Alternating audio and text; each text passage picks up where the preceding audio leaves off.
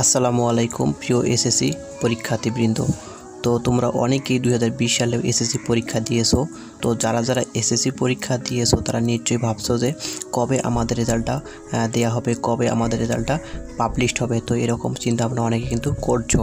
তো আজকের এই ভিডিওতে আমি আলোচনা করব যে কবে তোমরা এসএসসি রেজাল্টটা পেয়ে যাবে, তো কবে দেওয়ার সম্ভাবনা রয়েছে এসএসসি রেজাল্টটা, তো সেটি বিষয় নিয়ে আজকে আমি আলোচনা করব। তো যেহেতু তোমরা এবছরের 27 ফেব্রুয়ারি পরীক্ষা শেষ করেছো, তো প্র্যাকটিক্যাল সহ প্রায় আরও কিছু সময় লেগেছিল।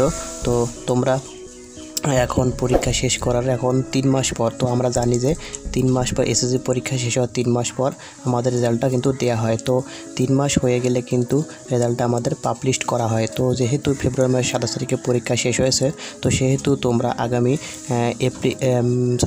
মে মাসের প্রথম সপ্তাহে রেজাল্টটা পাওয়ার সম্ভাবনা খুব বেশি। তো বন্ধুরা বুঝতে পারছো যে প্রথম সপ্তাহে রেজাল্টটা পাওয়ার সম্ভাবনা কিন্তু খুব বেশি। তো আমি আশা করি যে মে মাসের প্রথম সপ্তাহে তোমরা তোমাদের রেজাল্টটা পেয়ে যাবে।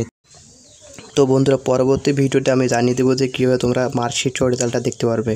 তো পরবর্তী ভিডিও পাওয়ার জন্য চ্যানেলটি সাবস্ক্রাইব করার সঙ্গে থাকুন। ধন্যবাদ।